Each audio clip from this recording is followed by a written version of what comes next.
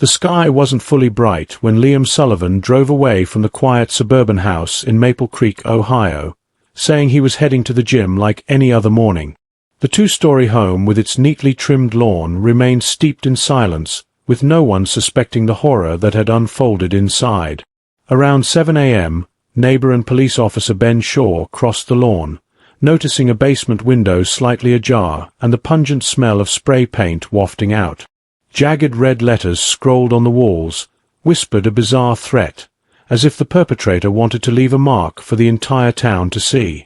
As Shaw climbed the stairs, the scene in the bedrooms left him breathless, an eerie silence enveloping the house. From that moment, Maple Creek was no longer a peaceful town, but the epicenter of a brutal crime that shocked the nation. Before diving into the story, don't forget to subscribe to the channel and hit the notification bell to stay updated on the latest cases. On the morning of September 12, 2012, with Maple Creek still shrouded in mist, Liam Sullivan left the quiet two-story house on Willow Lane to head to his usual gym, his pickup truck rolling silently as the clock barely passed 5 a.m. On his way, he called his wife Melissa multiple times, his voice steady on the phone, but the other end only rang endlessly with no answer. That silence from a family known for its polished, happy image became an unusual detail that caught the attention of their next-door neighbor, Ben Shaw. Shaw wasn't just a neighbor.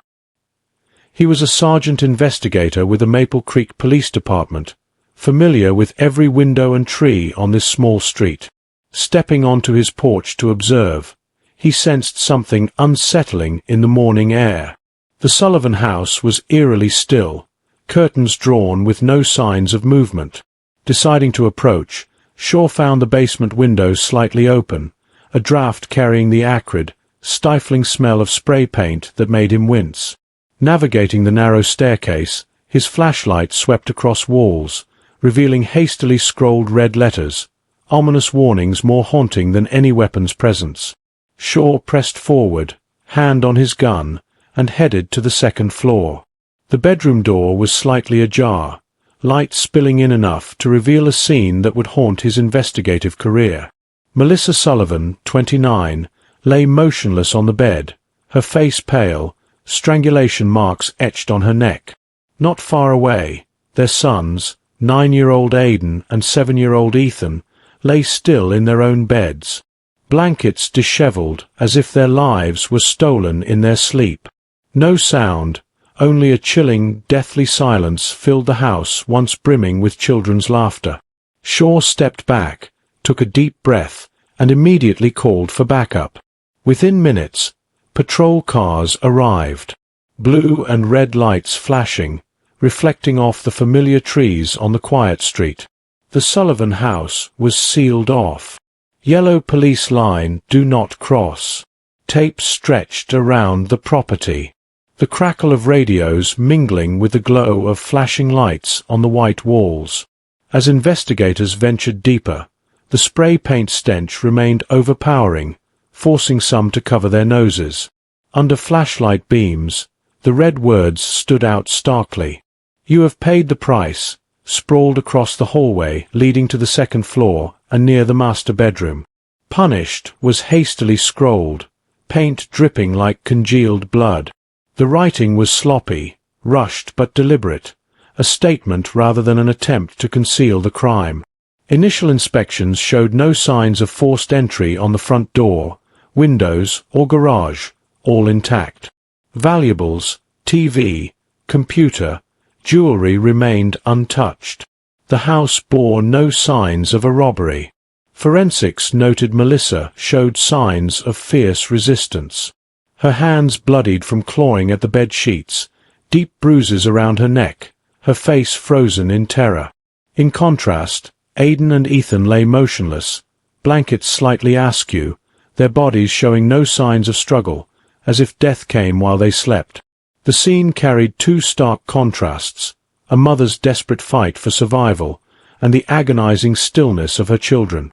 Investigators meticulously documented every detail, from scratches on the bed sheets to wet paint streaks on the walls, concluding, the killer didn't come to steal. They came to kill and leave a message. This was a deliberate, cold, calculated murder, setting the stage for a complex investigation ahead. As the heavy air in the Sullivan house began to settle, the Maple Creek Police Department immediately contacted the Major Case Squad of Greater Cleveland, a unit specializing in complex major crimes. Within hours, over 24 seasoned investigators arrived at the scene, coordinating with local forces. They extended yellow tape across the street, turning the once peaceful neighborhood into a makeshift command center where every movement was tightly controlled. Small teams fanned out to canvass the area. Doors were knocked on repeatedly that heavy morning, with neighbors asked the same question. Did you see anyone unfamiliar around here? Any suspicious vehicles parked last night? The responses were uniform. No one saw anything. Maple Creek was a small town with a slow pace where any unfamiliar car would catch attention. Yet, no one noticed anything unusual the night of September 11th into the early hours of September 12th. This puzzled investigators. The killer left a blatant mark inside the house, but slipped in and out like a ghost. Alongside neighbor interviews, police expanded their witness list to the Sullivans' friends and colleagues. Some described Melissa as a devoted mother, always present at school events, often taking her sons to community activities. Liam was busy with his security job at the New Day Ministries, frequently away due to the prominent religious organization schedule. The general impression was of an ideal family with no public conflicts or financial troubles. This perfection made the massacre all the more baffling.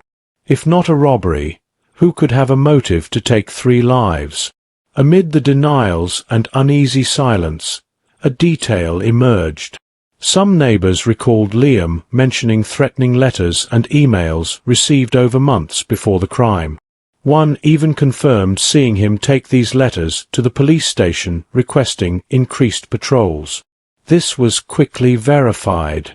The Sullivan family had reported multiple death threats targeting both Liam and the head of New Day Ministries, whom he protected. The threats, arriving via work emails and physical letters in their mailbox, escalated from, "Stop protecting her," to, "I know when you leave. I know where your wife and kids are." One letter chillingly stated, "Your time is running out." Investigators noted this as a potential key lead, as only the killer would know the family's routine so intimately. From a professional standpoint, the threats opened a new avenue, but raised a big question. Was the letter writer the killer, or was someone orchestrating a diversion? In a makeshift command room, photocopies of the letters and emails were spread across a table under harsh neon lights. Officers reread each line, searching for handwriting, typing patterns, or any personal signature. None ignored the dread those words instilled. Threats spanning months had now become a brutal reality. By the end of the first day, the preliminary report stated no signs of forced entry, no property loss. The only viable lead is the series of threatening letters and emails to the Sullivan family from late 2011 to August 2012. This will be the primary investigative focus. From there, the mysterious letters became the centerpiece, the red thread guiding the case into a labyrinth no one in Maple Creek ever imagined facing. The first pages of the Major Case Squad's file, quickly filled with printouts of emails and photos of threatening letters the Sullivan family had submitted to the police over the past months. Piecing them together, a clear picture emerged. Scattered warnings had simmered since late 2011, escalating into direct threats and culminating in the tragedy on the morning of September 12. Records showed that around December 2011, Liam Sullivan began receiving strange emails sent directly to his work account at New Day Ministries. The content demanded he stop protecting the ministry's leader, a prominent pastor who was a frequent target of criticism from various groups. The tone was venomous. "She spreads lies, and you enable her. If you don't stop, the price won't just be for her, but for you too." Initially, Liam dismissed them as typical anger from the ministry's detractors. His job inherently carried risks. Hateful messages weren't uncommon, but the emails grew increasingly personal, mentioning him and his family by name, and that's when things turned alarming. By February 2012, the fear spilled from cyberspace to their doorstep. One morning, Melissa opened the mailbox and found a handwritten letter scrawled in bold black ink. "Time's running out. I'm watching you." No longer vague, this was a direct, chilling warning, instilling the sense that a stranger was lurking in their neighborhood. Liam took the letter to the police station, requesting increased patrols around their area, and reported it to his superiors at New Day Ministries. From then on, the Maple Creek Police Department had a new task. Keep an eye on the house at 17 Willow Lane. Neighbors grew vigilant, too. Ben Shaw, both a sergeant investigator and next-door neighbor, discussed with others on the street about heightening watchfulness. One nearby family even installed a security camera aimed directly at the Sullivans' mailbox, hoping to capture anyone approaching it.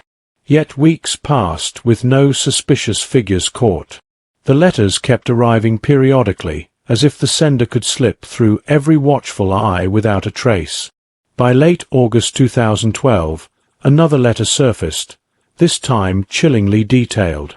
No longer just threats, it described the Sullivan family's routine. What time Liam left for the gym, when Melissa woke to prepare breakfast for the kids, how Aidan and Ethan left for school. Such details could only come from someone who had closely observed them for days, perhaps weeks. The letter included, "You can't hide. I know when you leave. I know when the kids wake up. Your time is up." The atmosphere in the Sullivan household became suffocatingly heavy. Melissa confided in close friends that she felt stalked, but tried to stay calm to avoid scaring the children. Liam repeatedly expressed concern for his family's safety, pressing the police to act before it was too late. But all the police had were papers and email printouts, no fingerprints, no specific IP addresses, no cameras capturing a suspect. The slippery nature of the evidence only deepened the unease. An invisible spectre seemed to hover around the Sullivan family. Reviewing the series of letters, investigators unanimously concluded that the perpetrator was likely a fanatic with a personal grudge against the ministry or its leader. The letters' language carried an extremist religious tone, obsessed with punishment and paying a price. Maple Creek, a peaceful suburban community, rarely saw such extreme behavior. So, this theory initially became the primary investigative focus. But around the table, covered with letters and printed emails, some seasoned eyes showed doubt. Was the killer truly a stranger obsessed with the ministry? Or were the threats a smokescreen for another plot? Still, in the first official report, the Maple Creek police noted the case's main lead, a systematic series of threats, starting with emails in late 2011, escalating to handwritten letters in February 2012, and culminating in a chillingly detailed letter in late August, just days before the murders. They believed that somewhere in those scrolled words lay the key to the killer hiding in plain sight. Outside the sealed-off house, TV cameras captured Liam Sullivan collapsing on the sidewalk, clutching his head, his body trembling as if his entire world had crumbled. The image spread quickly, convincing many in Maple Creek and viewers nationwide that he was a grieving husband and father who had lost everything. News outlets ran stories with sympathetic headlines. "Man loses entire family in a single morning." But when the interrogation room door closed, away from flashing cameras and sirens, a different man emerged. Investigators noticed Liam didn't ask a single question about the specific condition of his wife and sons. Not once did he say, "How did they die? Did anyone try to save them?" Or even, "Did my kids suffer?" Instead, his refrain was a repetitive, "I don't know anything. I don't know who did this." This lack of natural curiosity from a husband and father facing his family's brutal deaths immediately raised red flags. Meanwhile, The initial forensic report revealed an unusual detail: small but distinct scratches on Liam's arms and wrists.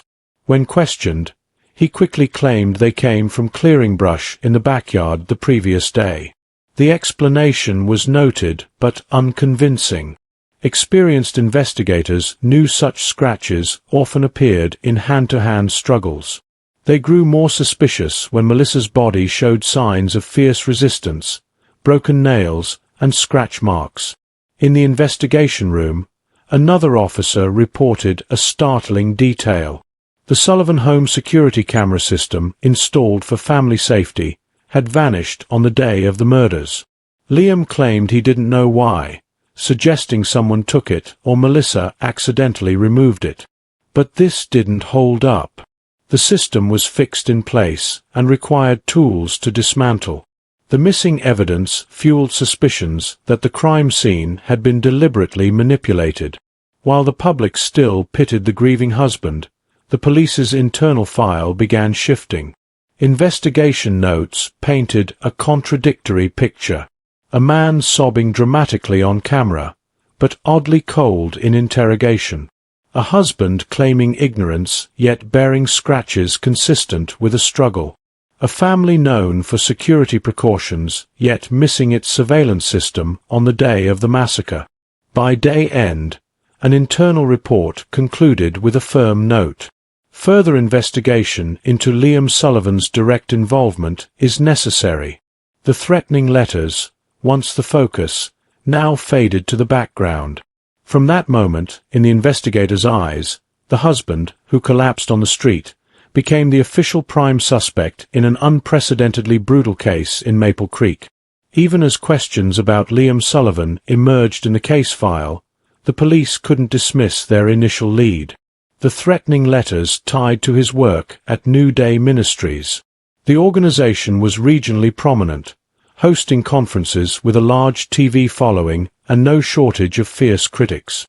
Investigators theorized that if the killer was an extremist hating the ministry, targeting her close security staff's family could be a symbolic act of revenge.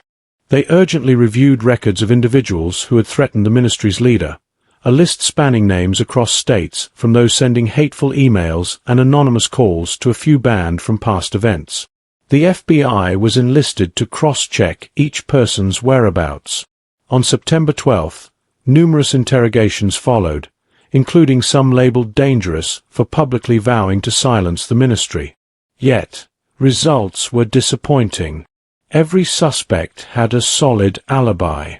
Some were hundreds of miles from Maple Creek that morning, others under probation and regularly reporting to authorities. None could have been in Ohio when the killer struck. Frustration grew when the forensic team's initial findings came back. The Sullivan crime scene had no foreign DNA, no stray hairs, skin cells, or saliva beyond the victims and Liam himself. Even fingerprints belonged only to the household. With their experience, investigators knew that unless the killer was a ghost, the only remaining possibility was someone intimately familiar with the house, leaving no trace.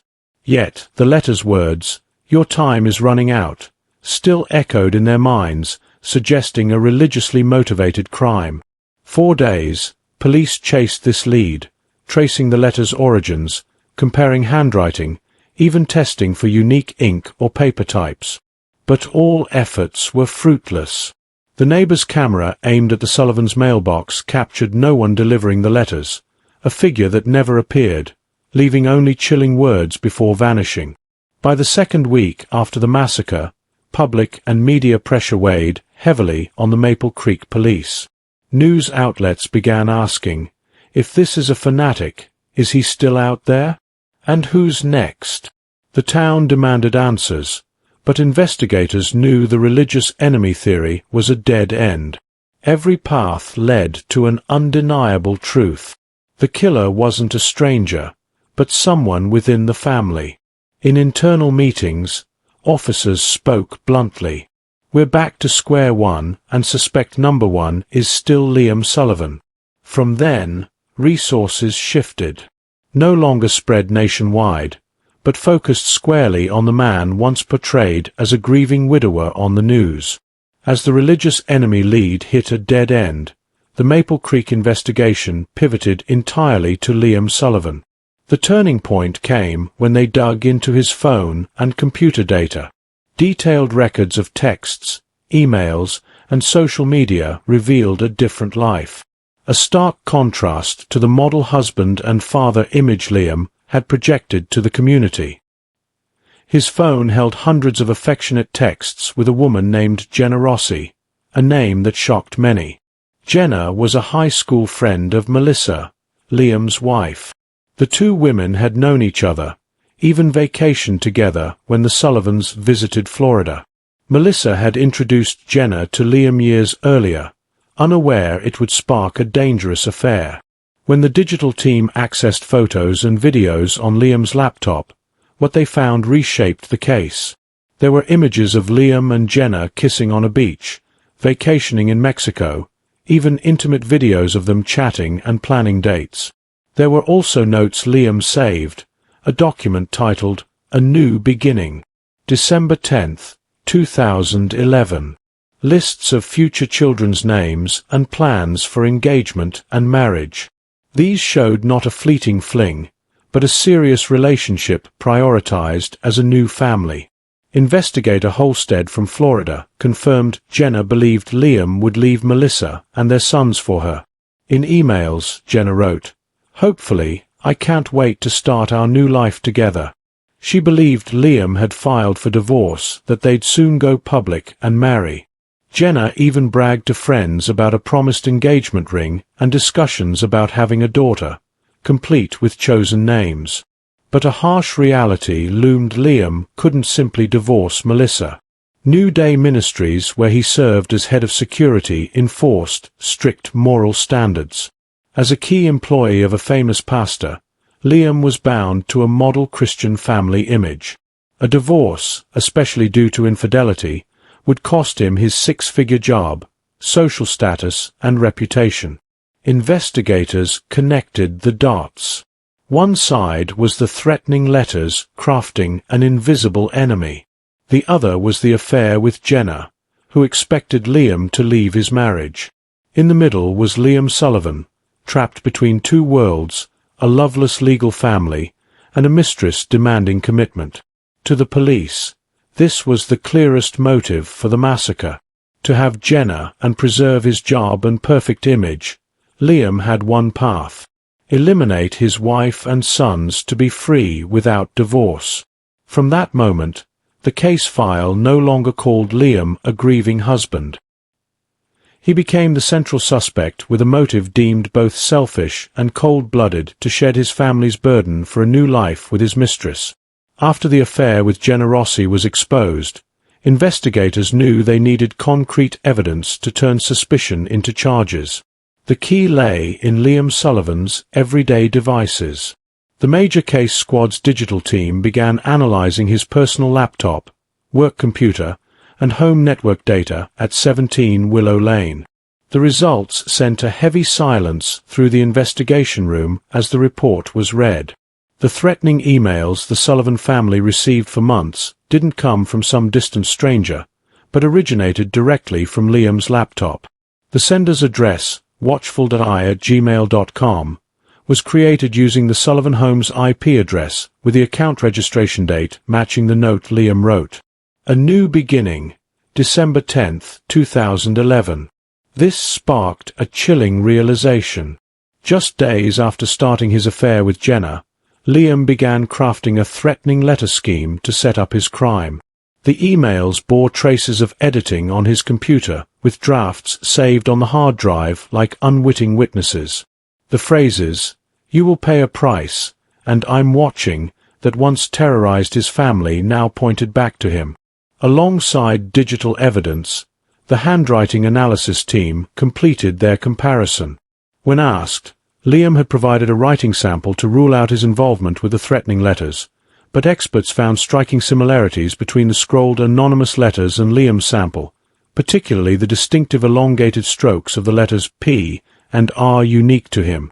This made the mysterious religious enemy theory increasingly implausible.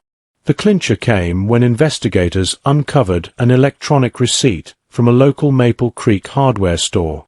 A purchase of industrial red spray paint digitally signed by Liam Sullivan dated just days before the massacre.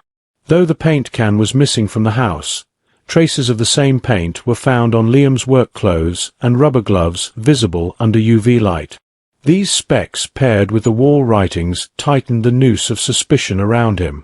Combining it all, the emails from Liam's laptop, the anonymous account tied to his home IP, matching handwriting, the paint purchase receipt, the picture became undeniable.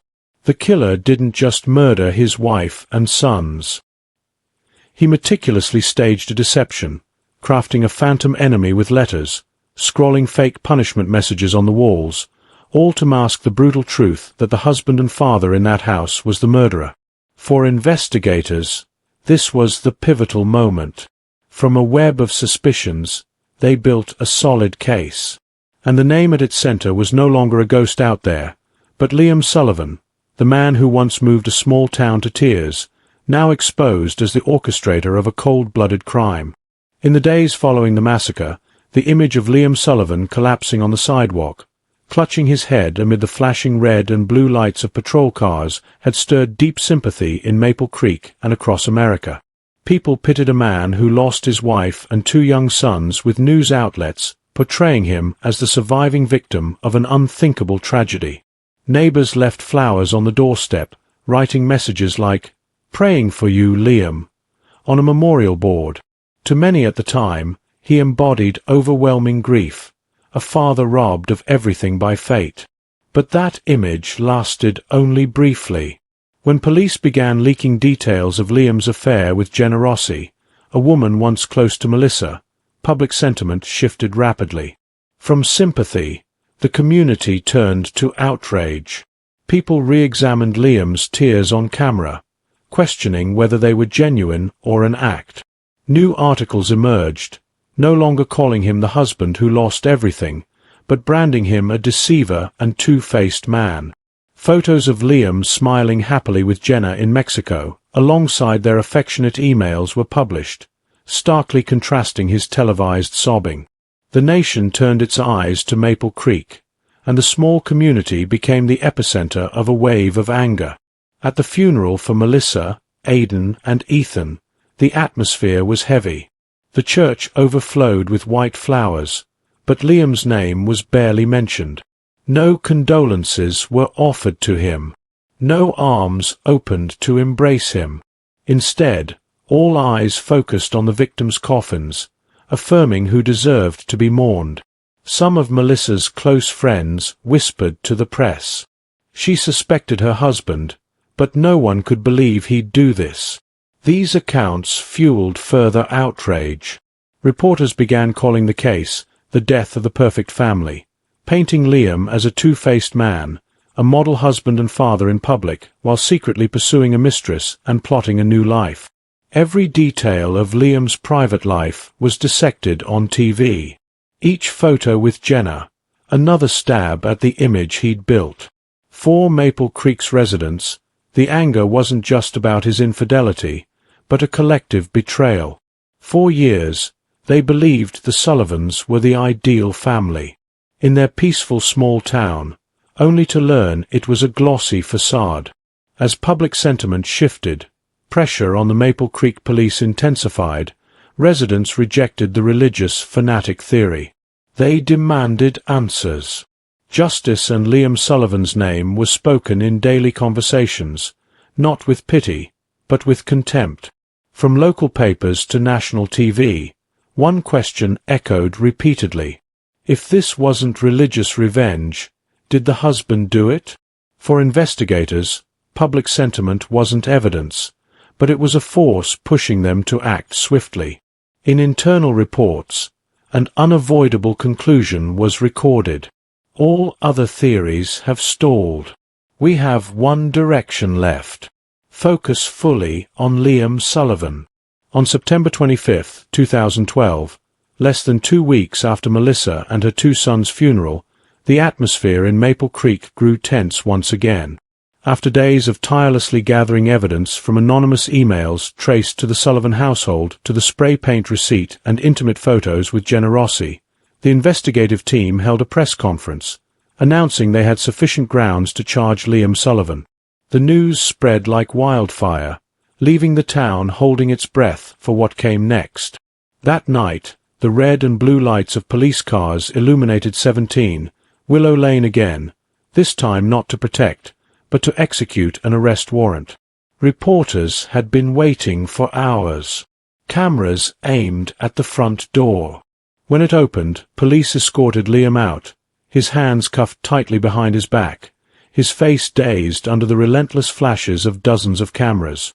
Shouts erupted from the crowd of neighbors. "Murderer! You did it!" No one called Liam's name with the sympathy of the early days. No one saw him as a victim anymore. To the community, he was now the man who killed his wife and sons to chase a mistress. The arrest was captured moment by moment, broadcast live on national television. The man once seen in tearful grief now appeared in his most humiliating moment. Handcuffed, head bowed, walking through a gauntlet of outrage from those who once considered him a decent neighbor. Some women in the crowd couldn't hold back tears, shaking their heads. A man shouted, "We trusted you and you killed your own family." The words pierced the night air, making the scene even heavier. The press uniformly used the phrase, "from grieving widower to triple murder suspect." Reporters spared no words describing the dizzying reversal of his public image. In less than 2 weeks, Liam had gone from a symbol of sorrow to one of betrayal and crime. Evening talk show host commented, "If this isn't the script of a horror movie, what could explain this transformation?" As the police car drove away, the crowd lingered, their shouts echoing. Neighbors who once placed flowers and candles in memorial now trampled them underfoot, as if erasing the pity they once felt for this man. In that moment, the image of the grieving husband fully collapsed. Maple Creek no longer saw Liam Sullivan as a victim, but as a cold-blooded killer brought to light. News of Liam Sullivan's arrest quickly reached both families, and the tragedy, no longer just about 3 lost lives, tore apart a once close bond. Liam's parents, Pastor David Sullivan and his wife Eleanor, immediately defended their son. To them, Liam remained the gentle, devout son raised in a strict Christian household. In their first press interview, David choked up, "No, my son couldn't do this. He's kind, family-loving. This must be a mistake." Eleanor, clutching a Bible, repeatedly shook her head, dismissing the accusations as absurd and cruel. Meanwhile, Melissa's family was consumed by rage. Robert, Melissa's brother, told reporters bluntly, "We know Liam did it. No one else could have. He betrayed my sister, my nephews, all for another woman." Melissa's mother, Catherine, sobbing, said she'd lost her daughter and grandsons and would never forgive the man she was certain was the culprit. The two families who had shared years of Thanksgivings and Christmases now stood on opposing sides. The Sullivans insisted their son was innocent. Melissa's family saw Liam as the enemy who destroyed their bloodline. This divide fueled media fascination, already treating the case like a serialized drama. The press exploited the contrast. One side clutching photos of their handcuffed son, praying for justice to prevail. The other holding pictures of the 3 victims, insisting justice meant Liam's conviction. Primetime TV shows aired the story with national audiences following every detail. Morning talk shows dissected the affair's motive. Evening news replayed the cold funeral and neighbors' cries of "murderer." Major outlets ran bold headlines. "Perfect family falls, husband or killer." Every word and tear from both families became fodder for analysis. Maple Creek, the quiet small town, was thrust into the national spotlight. The story was no longer just a murder case, but an American family tragedy. One side clinging to innocence, the other demanding justice for 3 stolen lives. This divide made the Sullivan case a national focal point, with all eyes watching to see how the truth would unfold. After Liam Sullivan's arrest and the family's rift, the inevitable next step was to bring the case to trial. Over nearly 2 years, from fall 2012 to early 2014, Ohio prosecutors and investigators meticulously gathered and organized evidence. In the prosecutor's office, boxes of documents piled high, filled with notes, threatening emails from Liam's laptop, scrolled letters matching his handwriting, the red spray paint receipt with his digital signature, and crucially, a timeline showing Melissa and the boys died around 3 a.m. when Liam was still home. Each piece mattered, but prosecutors knew what would sway the jury was how these clues formed an undeniable logical picture. The killer staged the threats to mask a personal motive, then murdered his wife and sons to be free for his mistress. On the other side, Liam's defense team planned their counterattack. They highlighted a critical weakness in the prosecution's case. No foreign DNA at the scene, no external fingerprints, and no direct murder weapon, no strangulation cord or definitive evidence tying Liam to the act. It was all circumstantial, woven by inference. In brief press conferences, defense attorney Gregory Vance stated, "It's nothing but speculation. We'll show the jury the prosecution can't meet the beyond a reasonable doubt standard." Liam remained silent, occasionally nodding as his lawyer insisted he was wrongly accused. The press, however, saw it differently. Major outlets ran headlines. "No murder weapon, but enough to convict." Reporters noted the absence of foreign DNA actually strengthened the case against Liam, as only a household member would leave no trace. National TV called it one of the year's most anticipated trials, testing the legal system. Could circumstantial evidence send a man protesting his innocence for 2 years to life in prison? The small town of Maple Creek was swept into the legal storm daily. Local coffee shops buzzed with debates. No weapon, so how can they convict? But he had a clear motive. What else is there? Legal analysts on TV compared the Sullivan case to other high-profile circumstantial cases, noting juries often convict when the pieces fit too perfectly. When the trial date was set for March 2014, Ohio held its breath. Authorities anticipated overwhelming media coverage, so they brought in a jury from another county to avoid local bias. Pre-trial hearings unfolded under tight security, with dozens of reporters jostling to note every detail. A journalist wrote, "We're witnessing one of the decade's biggest legal events in the state." On a chilly March morning in 2014, when buses carrying the jury arrived at the courthouse, one truth was undeniable. The Sullivan case was no longer just a family tragedy, but Ohio's biggest legal event of 2014, with a nation watching to see where the scales of justice would tip. That March morning in 2014, the courthouse was packed with dozens of reporters crowding the entrance. TV cameras positioned at the steps, all awaiting the start of what was dubbed Liam Sullivan's trial of fate. As the defendant entered, dressed neatly in a grey suit, but with a pale face and eyes fixed on the floor, never glancing at Melissa's family in the front row. The room's atmosphere grew so heavy the rustle of paper was audible. Prosecutor Daniel Croft stood, opening with a firm statement. "The defendant's motive is no mystery, an affair.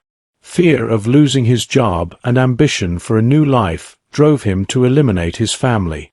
That's why he planned to kill his wife and 2 sons."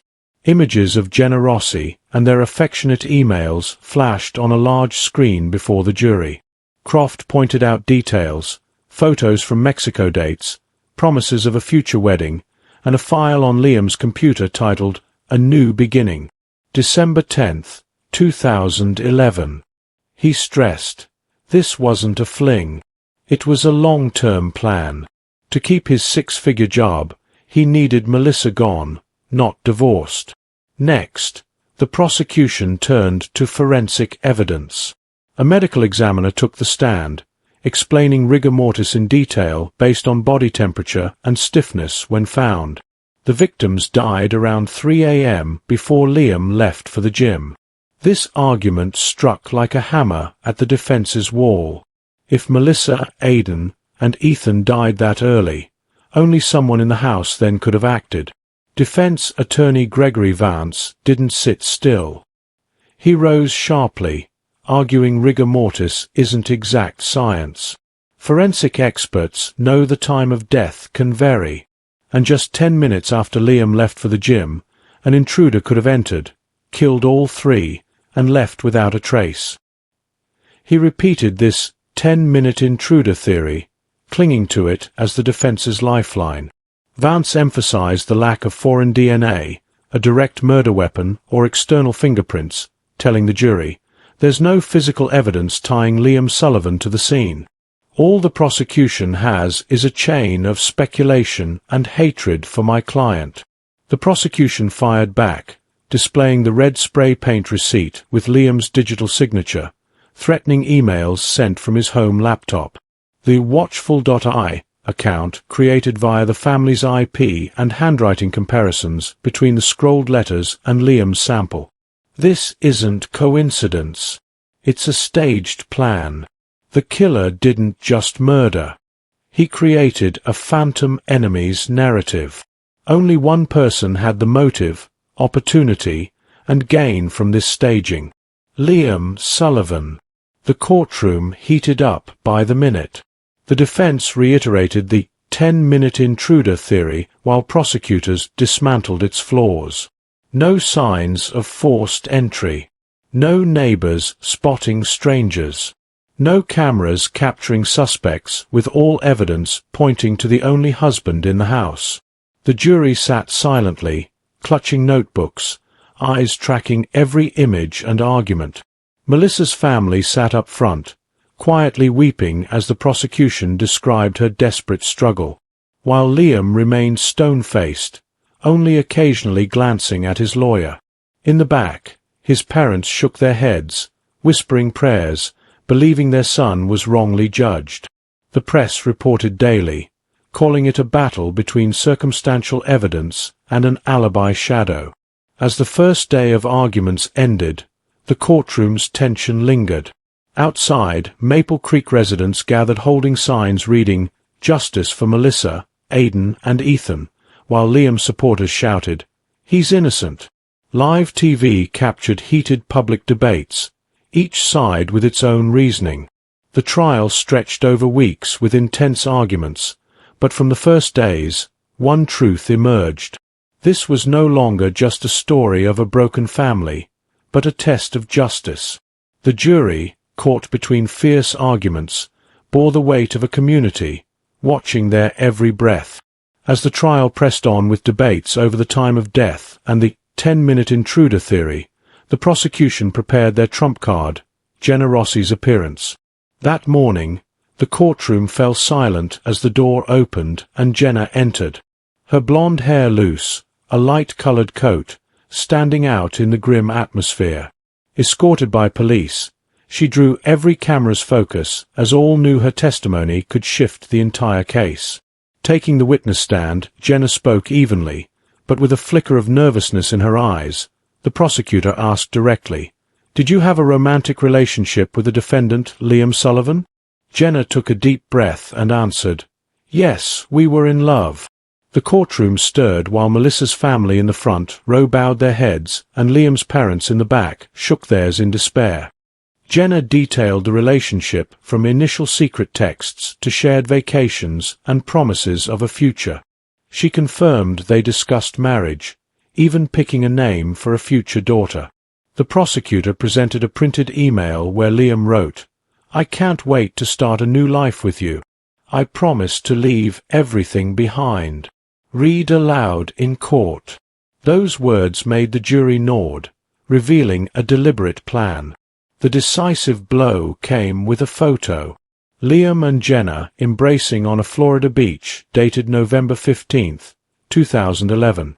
This was critical because during interrogations, Liam claimed the affair began in December. The prosecutor turned to the jury. If he can blatantly lie about when the affair started, what else can he lie about? A man willing to fabricate small details to hide an affair, is he capable of staging a murder? The defense tried to downplay it, arguing a misremembered date didn't equate to a crime. But the photo's weight was clear. The jury saw not just an adulterer, but a systematic liar. From fake anonymous emails and the paint receipt to lying about the affair's timeline, it painted a picture of deceit. Under the harsh courtroom lights, Jenna continued, I believed Liam would leave Melissa for me. He said he'd file for divorce.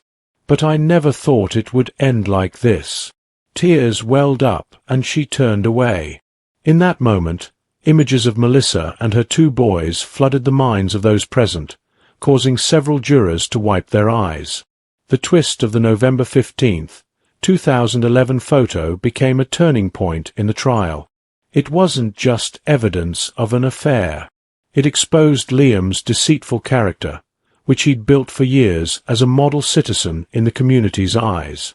As that facade crumbled, the jury's belief that he was the killer grew stronger than ever. After weeks of heated arguments, the trial reached its final stage. As the prosecution and defense delivered their closing arguments, all eyes in the courtroom turned to the jury. They were led to a private room to deliberate, carrying the weight of an entire community's expectations. Outside in the hallway, reporters crowded, microphones pointed in every direction while Melissa's family sat quietly praying, and Liam's parents clasped hands, their tired eyes still filled with belief that their son was wrongly accused. 15 tense hours passed.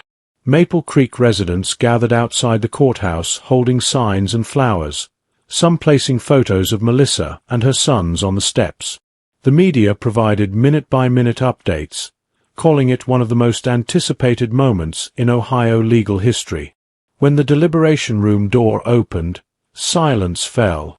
The judge called the jury back. The foreman stood, voice solemn. We unanimously find the defendant, Liam Sullivan, guilty on all 3 counts of first-degree murder. The words cut through the heavy air like a knife. Some sobbed, others clapped through tears. Melissa's family embraced, weeping. Justice has been served. In the back, Liam's parents collapsed, eyes red, while the defendant sat motionless, his face cold as if he'd anticipated the outcome. On May 9, 2014, the final verdict was announced. The judge declared, Liam Sullivan is sentenced to 3 consecutive life terms without parole. This meant he would spend the rest of his life behind bars with no chance of returning to the free world. The reason for not imposing the death penalty was explained in court. Ohio had not carried out an execution in years, and this was not deemed a capital case by the prosecution. The 2 families, once sharing Thanksgivings and Christmas photos with bright smiles, were now forever divided. One clung to unwavering belief in their son's innocence. The other bore unrelenting grief. Between them lay an unbridgeable chasm, as one journalist wrote in a recap. Justice may have come, but at the cost of a family fracture that will never heal. Years after the trial, Maple Creek never fully returned to its former self. The house at 17, Willow Lane sat vacant, then was listed for sale, but few dared enter. Instead, the community chose another way to remember. A stone bench in the town park engraved with Melissa, Aidan, and Ethan Sullivan's names. Residents raised funds for a foundation supporting domestic violence victims, turning the town's pain into a drive to help others at risk. At annual memorials, white flowers were placed around the bench, candles lit, and heads bowed in silence. Not just for the 3 lost lives, but as a reminder that violence can hide in the seemingly happiest homes. Children in town, many who once played with Aidan and Ethan, grew up with this tragedy's memory. Teachers used the story as a lesson on vigilance and speaking out about warning signs. Parents reminded each other that appearances, a wealthy family, a beautiful home, smiles on the lawn, could hide dangerous cracks. The killer can be the perfect loved one. A local reporter wrote on the 5th anniversary. The phrase became a shared community warning. The Sullivan Memorial Fund supported domestic violence prevention programs, youth workshops, and shelters for abused women. From a personal tragedy, Maple Creek built a community movement, believing the only good to come from it was preventing similar stories. The lasting image for anyone visiting Maple Creek's park is the simple stone bench under a maple tree engraved with 3 names: Melissa, Aidan, Ethan. Nearby, children often play soccer, their laughter echoing. The scene is both heartbreaking and hopeful. 3 lives forever marked here. Yet life goes on, and from that pain, the community has sown seeds to protect other families. In many recaps, journalists called the Sullivan case a wake-up call about violence behind the American model family facade. It proved that family photos, backyard BBQs, or a husband's morning gym routine don't guarantee peace. The truth can be darker, and the community's duty is to recognize, listen, and protect against hidden dangers. Maple Creek closed a painful chapter, but the Sullivan family tragedy's legacy endures not as a bleeding wound, but as a powerful reminder that justice must be upheld, and no family's safety should ever be taken for granted. The Sullivan family tragedy wasn't just a shocking 2012 murder case. It remains a cautionary tale for American society where domestic violence and the pressure to maintain a perfect family image persist. In the story, Liam Sullivan was once a community ideal, the husband who went to the gym each morning, the father caring for his 2 sons, a loyal New Day Ministries employee. Yet behind that facade was an affair with Jenna Rossi, self-orchestrated threatening emails and letters, and ultimately the murder of his wife and sons to free himself. This stark truth teaches a clear lesson. Domestic violence often hides behind outward smiles, and blindly trusting the ideal family image can cause communities to miss warning signs.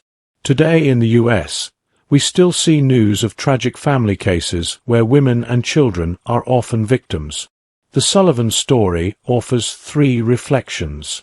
First, the threatening letters Melissa received were urgent red flags, but weren't addressed thoroughly, reminding us to take all threats online or off seriously and report them promptly.